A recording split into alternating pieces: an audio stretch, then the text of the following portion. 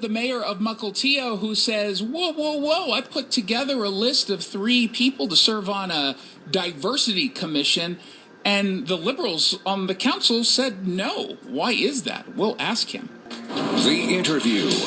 It's a story I first heard about in the Lynnwood Times. The mayor of Mukilteo, Joe Marine, pushed forward 3 candidates for the DEI commissioner positions. And the city council decided to vote against approving any of them, and they offered no explanation whatsoever. In fact, they didn't even ask the candidates a question, according to the Lynnwood Times. So why are they pushing back against the Diversity, Equity, and Inclusion Commission candidates?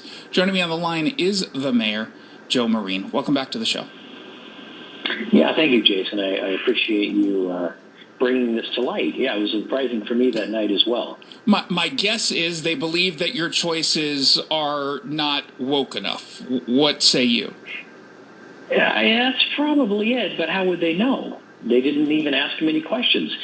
3 times during the meeting, I said, "Look, they're right here." Of course, it was by Zoom, but it said, "But they're on the meeting. You feel free to ask them any of their, ask them why they wanted to be on the commission. Ask them what their criteria, whatever they wanted." But unfortunately, that did not happen, and they did not move forward with any of them. So, okay, then set the stage for this meeting. The meeting came together for the purposes of having this conversation, this discussion.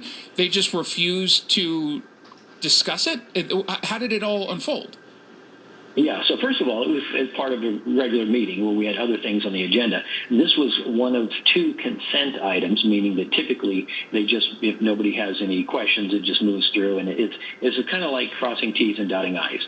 I was mayor for 8 years before, and I never had any question of people being appointed to these commissions. These are citizens in your community that are doing it just to help their community. It's not paid. They're all volunteer, So this was kind of a surprise to me. Usually if they pull it off consent, it's simply to say, "Hey, we'd like to thank you for, being part of the community," and just to thank them. But it started down this conversation of, well, what was your process? I said, well, I interviewed them all, and I moved these forward. We had 2 that were up, and then one was actually one of the council members that was appointed to my seat, because I had 2 years left in my city council seat. And so one of those DEI commissioners was actually appointed to the city council, and so it opened up 3 positions. I had 6 applications, interviewed all of them, and the 3 that I chose, what's interesting about this is one of them is an African-American gentleman, business owner in our community, is involved in other boards. He's also elected to the water wastewater board.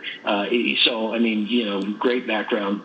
The other is a East Indian woman that speaks 3 different languages, has lived in numerous other countries, very involved in women's groups and studies. And the other one is somebody I've known for years, who's a Polish lady that immigrated here and was actually in camps, and it just brings a whole perspective, especially now what's happening with Ukraine and people going through exactly that. So I thought it was, it's like you would have knocked me over with a feather, that a very diverse portion of our community that I tried to put on the DEI Commission wasn't, if that was their reason, they weren't woke enough.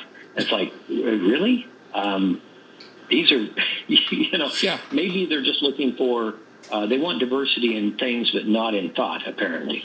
Well, are they all conservative, the 3 that you picked? Or I don't know if you asked that specifically, but do you know that? Didn't ask. I didn't. That is not a question that I asked somebody going on to a board or commission. I don't ask what their party affiliation or that sort of thing. Now, some, because if you know them in the community and so forth, but that certainly wasn't my criteria. But I can tell you what I wasn't looking for necessarily was somebody that's already deeply in DEI. I want a diverse group there to talk through these issues. I don't want any more than I want everybody on the planning commission to be against development. Yeah. Or, you know what I'm saying? You really want to have a good, diverse group, whether that's the Planning Commission, DEI Commission, or the Park and Arts Board. Well, what I can gather from this Lynnwood Times piece, and we're talking with the mayor, Joe Marine of Mukilteo, about the decision by the council to just kind of move on and not even discuss or question the candidates that were picked by the mayor to serve on this Diversity, Equity, and Inclusion Commission. From what I can gather from this story is that Councilmember, I think it's Lewis Harris, along with the Vice President of the council, Elizabeth Crawford, basically feel like they were not given a say in your choices and that there was an application process that didn't have a deadline. Thus, they're questioning your objectivity and the equity to this process. Is that your understanding? Well, yeah, I think those are smoke and mirrors because we don't have a deadline on any of the boards or commissions. If it is, we announce it and then it's basically like a position, they're open until filled, right? Yeah. A lot of times we may have an opening and literally nobody applies and I've got to go through the community and try to find somebody, right? I mean, that's usually how some of this works. So it's just interesting that we had 3 open and had 6 applications. So that's great, right? This is really good. Now I've got decisions to make. But so that isn't an issue. We've never had that. We don't have, so I don't know why Councilmember Harris, that was a big concern of his because it's not how we do things anyway. The idea that it is also not a requirement to have the council liaisons to that commission be part of the process. The process is the mayor appoints and then the council usually confirms and that's that. I mean, obviously the previous mayor was able to put whatever her choices were. This was a brand new commission back from the previous mayor. So she obviously started it with all her picks. And I don't know her process of how she obviously opened up applications and decided. But yeah, but it mostly sounds like they're upset that you are making choices that they would not have. Because even in this piece, it says the Council Vice President Crawford stated she would be more interested in talking to the candidates who were not chosen, quote, based on their qualifications. So they're basically saying that you made the wrong choice due to, I'm going to assume they would say, white supremacy in action or some ludicrous position. So given that's where we stand right now, what are you going to do? Well, we're opening it back up. If I get any more applications, I will interview those, and I will then move probably in April. We'll go put it back on another council meeting, and we'll see. And it may very well may be the same 3 individuals. I've had conversations with all 3 of them, and they're willing to stay the fight, so to speak. But if the council does the same thing again, where does that put you? So let's say you have the same 3 that you put up for, for these positions, and they're still not happy, and they still say no. Then what? Well, then I probably will come back in May, and we'll try again. I mean, at some point, we need to get these filled or not have a DEI commission.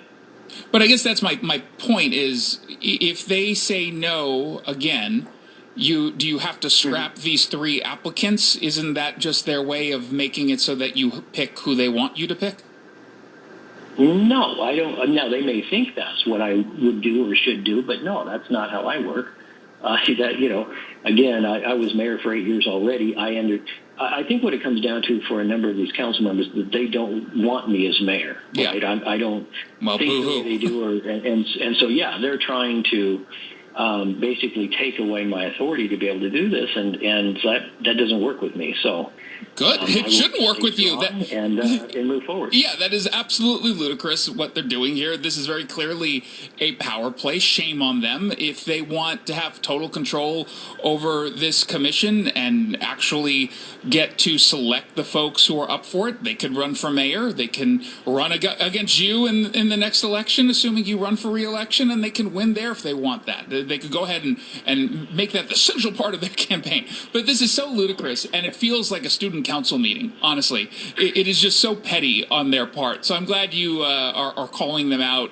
I'm glad you're going to, still take this seriously, but looking for a little bit, ironically, looking for actual diversity on the Diversity, Equity, and Inclusion Commission rather than just pick someone who is a hardcore woke scold from the left. I'm glad you're not going in that direction. And the 3 that you selected certainly sound like they're qualified. I don't know them personally. They certainly sound qualified. I trust you and I trust your judgment. So we'll see where things last or where things stand in the next few weeks. Mayor Marine, I really appreciate you coming on and taking us through all this drama. Thank you, Jason. You have a great day. You as well. And a shout out to the Lynnwood Times for this story. It's online right now at lynnwoodtimes.com. Now this.